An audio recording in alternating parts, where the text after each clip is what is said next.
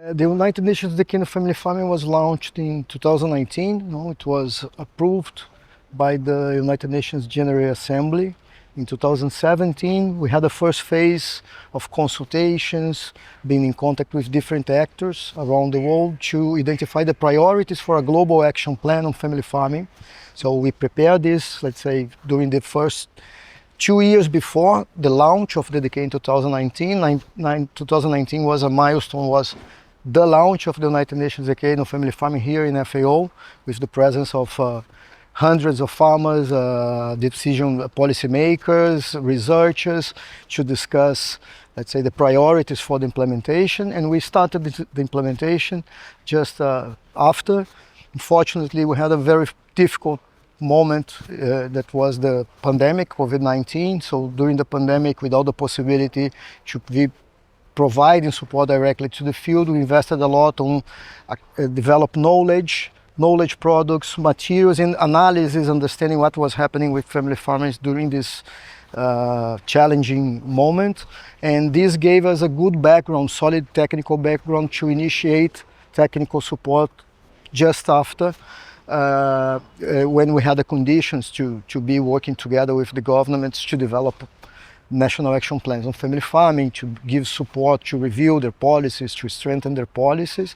And we are at the moment in a good position after 5 years of implementation, with a good number of countries with a solid framework on family farming, around 40 countries, including the regional and national action plans, and a number of policies on the ground to provide support.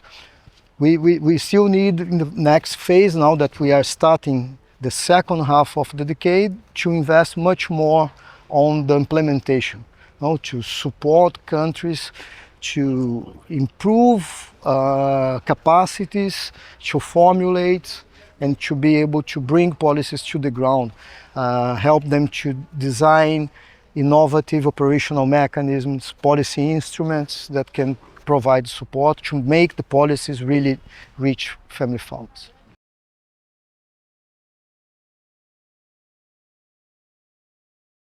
We have a governance structure in the United Nations Decade of Family Farming composed by representatives of different regions, government representatives, the permanent representation to FAO, to IFAD. So we have representatives of each region in our International Steering Committee, plus representatives of the global and regional farmers organizations that gives advice, guidance on how we implement. And every 2 years, we need to report to the Secretary General of the United Nations that presents a report about the 2 years, a biennial, the biennial of the implementation of the decade to the UN General Assembly.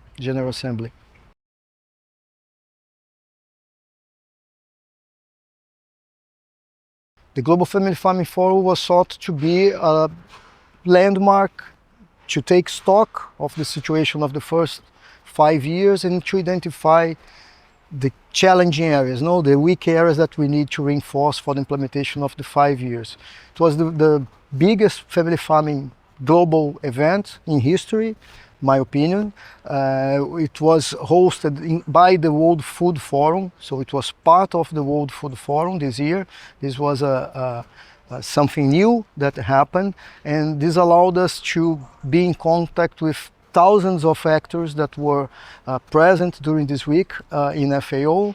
So we had a great participation. We had 12 sessions discussing different topics, very relevant to family farmers, from environmental issues, climate resilient agriculture, access to natural resources, the need to invest on family farmers and how to adapt investments to family farmers, the importance of collective action to strengthen collective action on family farming, how the decade can also play an important role to bring global products, international frameworks to the national level, for instance, as the Committee of Food Security products or other guidelines that are developed by FAO. So it was a very, very rich dialogue, and more important was the moment to identify key initiatives that can help to anchor the implementation of the decade in the next 5 years. Also, we had a program with around 70 speakers, another 100 speakers participating in the model rural radio station that was present. It's here behind us. So it was really a very innovative moment, appreciated. We received great support from high-level authorities, had around 15 high-level authorities with us from different regions. We had farmers from the Pacific Islands to Chile, from Finland to Zimbabwe. So it was really a very rich conversation where we could identify the next steps.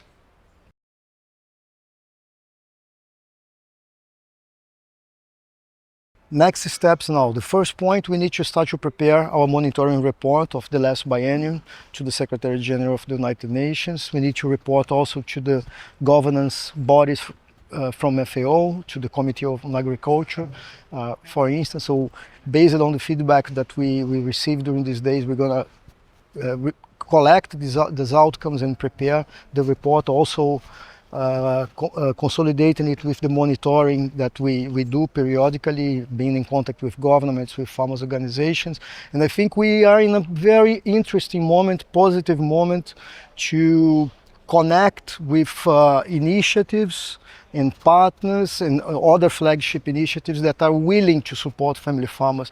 I think there is a growing consciousness about the role that family farmers play to bring sustainable food systems.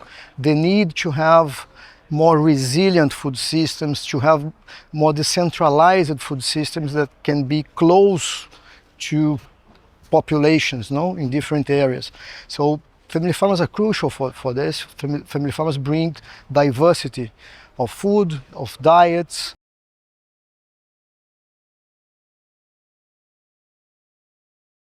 The contribution of family farmers to the environmental agenda is crucial.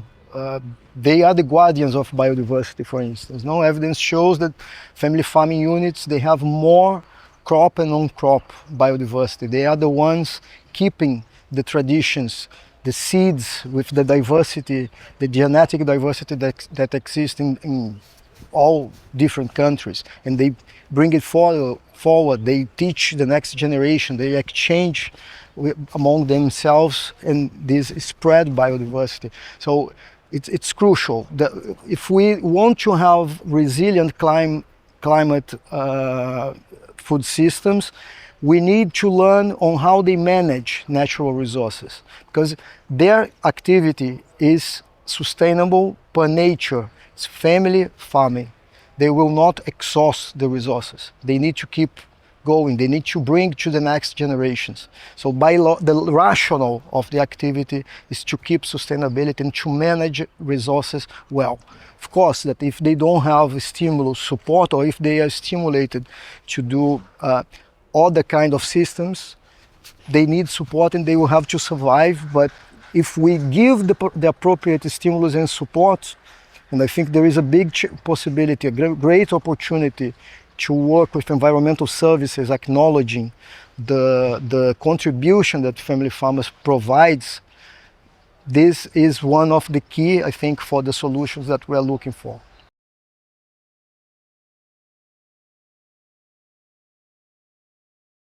The role of communication for family farmers is crucial, because farmers need to communicate among themselves. They need to have access to information. And this is frequently a barrier that they have. They don't know how to access the policies. They are not aware of the policies, for instance. They need to be aware of the innovations that are coming in the activity that they have. So communications plays a crucial role. We're talking about family farmers in many units, 90% of the units. Sometimes small units. So there is a fragmentation, many farmers, and they need to be together. So in order for them to be together, in order for them to be organized, information is crucial. It plays a crucial role.